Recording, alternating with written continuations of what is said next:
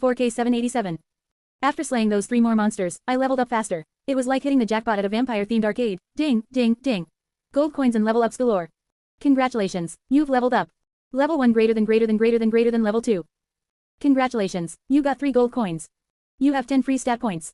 I saw that I had unlocked 3 more job classes, which I ignored for now, and added a level to my racial class vampire to open up more class skills. I mean, who needs a job when you've got killer stats and a blood-sucking heritage, am I right?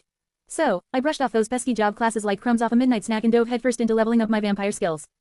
Now, I know what you're thinking, why bother with racial class when you could be mastering new moves and flashy spells? Well, let me tell you, my friend, racial class is where the real magic happens. It's like the secret sauce that takes your stats from Meta Marvelous, turning you into a lean, mean, monster-slaying machine. And let's not forget about the discrimination against us heteromorphic folks. It hasn't happened, but it will happen. So, yeah, leveling up that racial class was top priority, like getting your hands on the last slice of pizza at a party. Armed with my trusty rusted sword and a thirst for adventure and blood, but let's not dwell on the details, I went on a killing spree that would make even the most hardened monster hunter blush. Each monster slain was like a notch on my undead belt, bringing me one step closer to vampire greatness. And let me tell you, it was non-stop action from dawn, till dusk, or dusk, till dawn, in my case. I leveled up faster than a speeding bullet, reaching level 14 in no time flat. My racial class was soaring higher than a bat out of hell, unlocking new abilities and skills with each passing moment. Until I encounters a skeleton mage. Sure, being a vampire had its perks, super strength, heightened senses, and ability to control blood, can turn invisible, but it also came with its fair share of drawbacks. For starters, vampire had a large drawback towards light magic, holy magic and fire magic. But back to the skeleton mage. This boneheaded nuisance had a few tricks up its sleeve, including some nasty spells that could turn me into a pile of ash faster than you can say, holy water. But being the fearless vampire that I am, or at least pretend to be, I wasn't about to let some glorified bag of bones ruin my day. As soon as the skeleton mage locked eyes with me, it wasted no time in unleashing its most powerful spell, Fireball. With flames swirling towards me, I dodged to the right with lightning speed, narrowly avoiding the scorching blast. Closing the distance between us, I lunged forward, driving my sword towards the undead's chest. But the crafty mage wasn't going down without a fight. It quickly erected a barrier of protection magic, deflecting my blow and minimizing the damage. Still, my attack wasn't in vain, as it left the skeleton mage reeling, a significant chunk of its health depleted in one fell swoop. Ah, the perks of being a seasoned warrior. I knew just how to exploit my opponent's weaknesses. And with the skeleton mage being the highest level monster in these beginner grounds, I had a feeling it wouldn't go down without a fight. But that's the thing about patterns and predictability, they can be exploited, and I was more than ready to take advantage of every opportunity. As the skeleton mage recovered from my onslaught, I braced myself for its next move, my senses heightened and my reflexes razor sharp. With each dodge and strike, I danced around the skeleton mage's relentless onslaught, wearing it down until its mana reserves were depleted. Seizing the opportunity, I delivered the final blow, severing its head from its bony shoulders with a swift stroke of my blade. Congratulations, you have slain an enemy. Congratulations, you have leveled up. Level 14 greater than level 15. As the notifications flashed before me, I couldn't help but let out a triumphant whoop, my adrenaline pumping as I basked in the glory of my hard-earned victory. After about 12 hours of non-stop grinding against the low-level monsters in the area, I finally reached level 15 in my racial class. With this milestone, my racial ability was fully unlocked, granting me access to a whole new power to control. With my racial ability, Blood Domination, fully unlocked, I felt a surge of excitement coursing through my undead veins. This was no ordinary power, it was a force to be reckoned with, capable of bending the very essence of blood to my will. Not only could I manipulate blood to heal my wounds and enhance my physical abilities, but I could also control the minds of my enemies, bending them to my will with a mere thought. With blood domination in my undead arsenal, I was practically the Count Dracula of the digital age, minus the cape and the Transylvanian castle, of course. But I will get something similar to Transylvanian castle, but mine will be bigger and stronger. Deciding to put my newfound racial skills to the test, I located a lone skeleton shambling through the misty swamps of Helheim. Its bones clattered together with each step, echoing eerily in the silent landscape. With a sly grin, I activated blood domination, and a long spike made of blood materialized next to me, eliciting a mix of awe and unease. I focused my will, directing the spike towards the unsuspecting skeleton with all the finesse of a novice puppeteer. With a flick of my virtual wrist, I sent the spike hurtling towards the skeleton, impaling it with pinpoint accuracy. The creature let out a hollow moan as it crumbled to the ground, defeated by the sheer force of my newfound power. Congratulations, you slayed an enemy. Satisfied with the results, I was about to continue my hunt, but a voice interrupted me. It's time, sleep, dear. It was none other than Death. I couldn't help but chuckle at the unexpected interruption. Ah, come on, Death, I replied with a hint of playful protest. Just a few more monsters to slay, and then I'll call it a night. But Death was insistent, her tone gentle yet firm. You've had quite the adventure today, but you are not a vampires yet, so you need your rest, she insisted. Besides, there will be plenty more monsters to slay tomorrow. I couldn't argue with that logic, so with a resigned sigh, I nodded in agreement.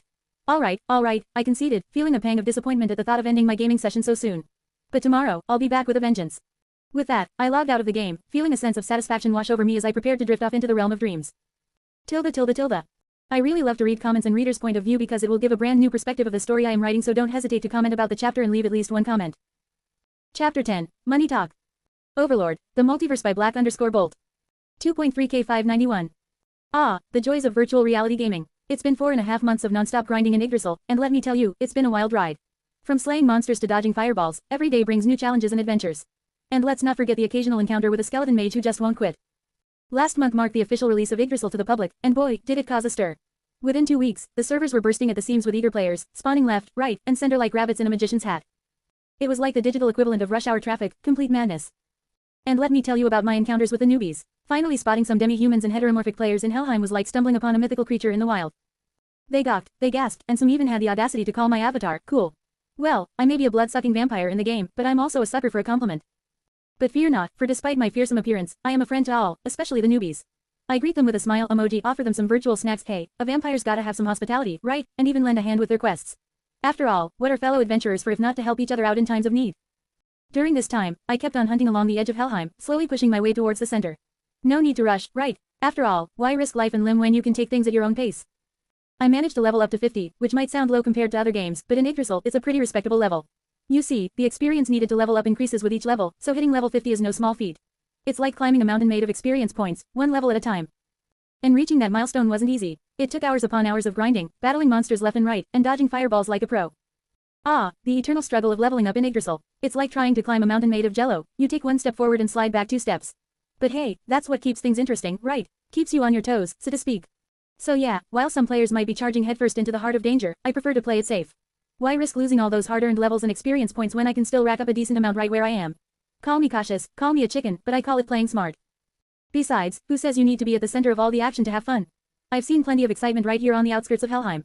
From epic battles with skeleton warriors to daring escapes from fire-breathing dragons, there's never a dull moment in this game. And let's not forget about the loot. Sure, the rewards might not be as flashy as what you'd find in the depths of the Helheim, but hey, a gold coin is a gold coin, am I right? And trust me, I've got big plans for all those shiny treasures I've been hoarding. So while others may chase after glory and fame, I'll be here, taking it one monster at a time and enjoying every minute of it.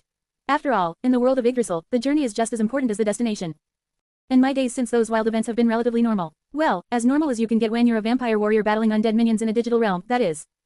But hey, no rest for the wicked, right? I've been grinding away at those experience points like there's no tomorrow, leveling up my classes faster than you can say, level up. And let me tell you, it's paying off big time. In just a month's time, I've managed to max out some of my classes already. That's right, yours truly is now a master of swordsmanship, a connoisseur of dark magic, and a seasoned expert in all things vampire-related. And the best part, I've unlocked a whole slew of new skills and classes along the way. Of course, I didn't equip them all, I'm not a hoarder, you know. Only the ones I deemed necessary for my epic quest for domination. And hey, if that means ditching those basic starter classes I got way back when, so be it. Ain't nobody got time for that when there's monsters to slay and loot to plunder. But wait, there's more. Thanks to my daring exploits and epic victories, I've also managed to snag some pretty sweet achievements. Like weapon mastery and Ripper to name a few. And I did all of that in just 1 month's worth of playing. So yeah, while some players might be out there chasing after rare loot and legendary weapons, I'll be right here, kicking butt and taking names one monster at a time. After all, in the world of Yggdrasil, the grind never stops, and neither do I. And one more thing about Yggdrasil, it was a game of exploration, mystery, and a heck of a lot of surprises. They didn't hold your hand in that game, oh no. They just gave you the controls and threw you into the deep end like a bunch of piranhas in a fish tank. But you know what, that's what made it so darn special. See, Yggdrasil wasn't like your run-of-the-mill DMMOs. It gave you more freedom than a kid in a candy store. You could go anywhere, do anything, and be anyone you wanted to be. Well, as long as you didn't mind dodging fireballs and fighting off hordes of undead minions, that is. And that freedom was like crack to gamers. It spread like wildfire. Before you knew it, everyone and their grandma was talking about Yggdrasil. It was like the hottest gossip in town. But here's the kicker, the game was tough as nails, especially